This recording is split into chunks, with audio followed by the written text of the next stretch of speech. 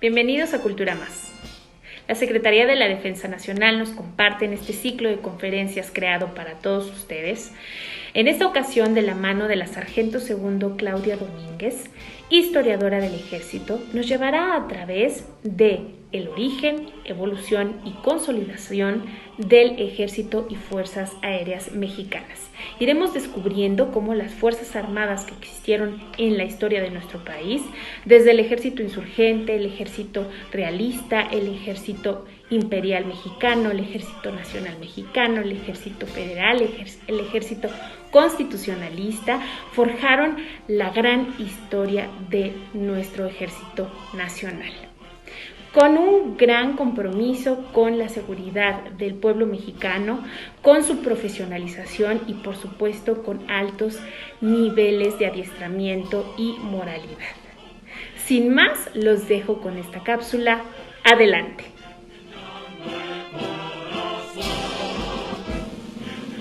Buen día, soy la Sargento Segundo Claudia Domínguez, historiadora del Ejército, y a nombre de mi general Luis Crescencio Sandoval González, secretario de la Defensa Nacional, y del general de brigada, diplomado de Estado Mayor, Juan Manuel Díaz Olanitos, director general de Archivo e Historia, les envío un cordial saludo. Agradecemos la invitación para participar en esta cápsula del ciclo de conferencias del proyecto Cultura y Más. Una vez más, esta vez con el tema Origen, Evolución y Consolidación del Ejército y Fuerza Aérea Mexicanos. Hablar del origen del Ejército Mexicano significa remontar nuestra memoria hasta principios del siglo XIX, época en la que se desarrolló la última fase de la Guerra de Independencia de México. Recordemos que de la lucha iniciada el 16 de septiembre de 1810 surgió el Ejército Insurgente, el cual se levantó en armas contra la corona española con el fin de obtener la independencia de este territorio. Por su parte, España contaba con el Ejército Realista para mantener el orden de la Nueva España y el resto de sus colonias. Este fue el encargado de combatir a la insurgencia. Sin embargo, es bien conocido que muchos de sus integrantes tuvieron la convicción de unirse al bando insurgente, como es el caso de los capitanes Ignacio Allende y Juan Aldama. Después de 11 años de intensas batallas, Agustín de Iturbide concilió a los ejércitos insurgente y realista con la promulgación del Plan de Iguala, del cual surgió el Ejército Trigarante, como resultado de la unión de ambos ejércitos, y que al mando de Iturbide logró la consumación de la independencia con su entrada triunfal a la Ciudad de México el 27 de septiembre de 1821. Una vez consumada la independencia, se estableció el primer imperio mexicano, del que fue emperador Agustín de Iturbide, y de conformidad con el gobierno establecido, el Ejército Trigarante cambió su denominación por el de Ejército Imperial Mexicano. Fue hasta la jura de la Constitución Federal de los Estados Unidos Mexicanos, el 4 de octubre de 1824, que fue reconocido como Ejército Nacional Mexicano, adquiriendo con ello el carácter permanente. Durante las primeras décadas de vida independiente de México y hasta la mitad del siglo XIX, el ejército participó en diversos hechos de armas, entre los que destacan la Guerra de Texas de 1836, la Primera Guerra contra Francia en 1838 y la Intervención estadounidense de 1846. En 1853, durante la Revolución de Ayutla, nació el Ejército Liberal Republicano, el cual combatió al gobierno de Antonio López de Santa Anna y años más tarde, durante la Guerra de Reforma, acudió en defensa de la Constitución de 1857. La Guerra de Reforma fue un conflicto entre conservadores y liberales. El primero optaba por un orden de gobierno en el que la Iglesia se mantuviera estrechamente ligada al Estado y su ejército estaba constituido por las fuerzas nacionales. Por su parte, los liberales luchaban por defender los ideales constitucionalistas de 1857 y por la instalación de un gobierno de corte republicano. A diferencia de su adversario, el ejército liberal se compuso en su mayoría por tropas que no tenían una formación estrictamente militar, como es el caso de la Guardia Nacional o el de las milicias locales. Pese a las grandes diferencias, el 22 de diciembre de 1860, en la batalla de Calpulalpan, el ejército liberal, al mando del general Jesús González Ortega, derrotó finalmente al ejército conservador, licenciándolo como ejército nacional de tal suerte que fueron las tropas liberales las que, en defensa de la Carta Magna, se establecieron como ejército federal, con un carácter nacional y permanente. Uno de los eventos históricos al que se enfrentó este ejército federal fue durante la intervención francesa en la batalla del 5 de mayo de 1862, donde la defensa del territorio estuvo a cargo del Ejército de Oriente bajo el mando del general Ignacio Zaragoza, quien derrotó al ejército francés, que en ese momento era reconocido como el mejor del mundo. En el año de 1867, al terminar el imperio de Maximiliano, el ejército que nació de la Guerra de Reforma adquirió no solamente experiencia en el campo de batalla, sino que además nutrió su sentido de pertenencia y de entrega por la defensa de la patria. Años más tarde, durante el gobierno de Porfirio Díaz, este ejército federal, heredado de la época de la Reforma, experimentó una nueva transformación. El general Díaz, consciente de que para lograr la pacificación del país tenía que reorganizar y profesionalizar al ejército, así que decidió dividir al territorio para un mayor control. Asimismo, implementó nuevas estrategias en materia de educación. Con el inicio de la Revolución Mexicana y la renuncia de Porfirio Díaz a la presidencia de México, tuvo lugar una de las épocas más convulsas del siglo XX, que ocasionó numerosos hechos de armas, obteniendo el triunfo de las fuerzas maderistas. En 1911, Francisco I. Madero fue electo presidente de México.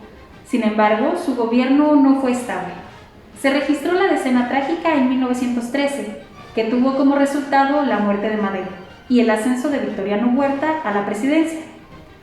Con estos sucesos, Venustiano Carranza, mediante el Plan de Guadalupe del 26 de marzo de 1913, desconoció al gobierno de Huerta y lo enfrentó al mando de una nueva fuerza armada llamada Ejército Constitucionalista. Después de combatir al Ejército Federal y obtener victorias significativas, el 13 de agosto de 1914, mediante la firma de los tratados de Teoloyucan, se concretó la total disolución del Ejército Federal y devolvió al gobierno la legitimidad que había perdido. Los ideales revolucionarios se vieron plasmados en la Constitución Política de los Estados Unidos Mexicanos, promulgada el 5 de febrero de 1917. En ella, el Ejército Constitucionalista fue denominado como Ejército Nacional, encargado de defender y pugnar por los ideales asentados en tan importante documento. Este ejército es el único que ha permanecido por más de 100 años en funciones. Durante los gobiernos posrevolucionarios, el ejército entró en un franco proceso de profesionalización, dirigido por el general Joaquín Amado Domínguez, quien tuvo como uno de sus objetivos principales transformar a las fuerzas revolucionarias en una institución organizada y con un alto nivel de adiestramiento y moralidad, dando como resultado un ejército plenamente profesional. Para lograrlo, el general Amaro puso especial énfasis en la disciplina, la presentación y el culto a los símbolos patrios, de tal suerte que las tropas heredadas de la revolución fortalecieron su sentido de identidad y de pertenencia entre el individuo y la labor castrense, convirtiéndose en un ejército profesional y comprometido con el servicio al pueblo de México. A partir de ese momento podemos contar numerosas experiencias que ha tenido el Ejército y Fuerza Aérea mexicanos, velando siempre por la soberanía y la seguridad nacional, como fue la participación del Escuadrón Aéreo 201 durante la Segunda Guerra Mundial, en la campaña del Lejano Oriente, todas las campañas de labor social, así como el origen y constante aplicación del Plan DN3E en el país. Y bueno, como parte de la labor, los cambios que se han generado en el interior del Ejército y Fuerza Aérea mexicanos han sido en aspectos estratégicos, tácticos, orgánicos, logísticos, evolucionando con el único fin de contar con un instituto armado preparado para cumplir con las misiones asignadas. En resumen, el actual ejército mexicano ha tenido un largo devenir como parte de la historia nacional, desde su primera denominación como una fuerza de carácter nacional, al conformarse el Ejército Trigarante, consumador de la independencia. De este surgió el Ejército Imperial Mexicano durante los primeros años de vida independiente, hasta su cambio de denominación con la jura de la Constitución de 1824, cuando se le conoció como Ejército Nacional Mexicano. Posteriormente, a los hechos sucedidos durante la Revolución de Ayutla, y de la Guerra de Reforma surgió el Ejército Federal, con un carácter nacional y permanente, mismo que se estableció hasta la Revolución Mexicana. Al ordenarse su licenciamiento con la firma de los Tratados de Toloyucan, el 13 de agosto de 1914, estableciéndose como única fuerza armada al Ejército Constitucionalista, precedente inmediato del actual Ejército y Fuerza Aérea Mexicanos. A partir del triunfo de la Revolución Mexicana, así como de la promulgación de la Constitución Política de 1917, nuestro ejército inició un proceso de profesionalización, siempre refrendando su compromiso permanente con el pueblo mexicano. No me queda nada más que agradecer a todos los que han depositado su seguridad en nuestras manos. Es por ellos que nuestro Ejército y Fuerza Aérea Mexicanos se han desarrollado como la institución de mayor confianza entre la sociedad mexicana. Este mismo compromiso nos exige estar en constante evolución, por lo que conocer nuestros orígenes es la base fundamental para entender quiénes somos y hacia dónde nos dirigimos como institución. Una vez más, a nombre de esta Secretaría, muchas gracias por la invitación. Gracias a todos por su atención y nos vemos en la próxima. ¿Qué les pareció? Interesante, ¿verdad? Muchísimas gracias a la Secretaría de la Defensa Nacional y, por supuesto, a la Sargento Segundo Claudia Domínguez, historiadora del Ejército, por esta gran cápsula. Les recordamos a todos ustedes nos sigan a través de nuestras redes sociales como lo son Facebook, Twitter, Instagram y YouTube como Cultura Más. Queremos agradecer a la Casa de la Cultura de San Diego de la Unión, Guanajuato, y a su director, el profesor Jesús Reina Loyola. No olviden el uso de su cubrebocas y nos vemos muy pronto. ¡Hasta luego!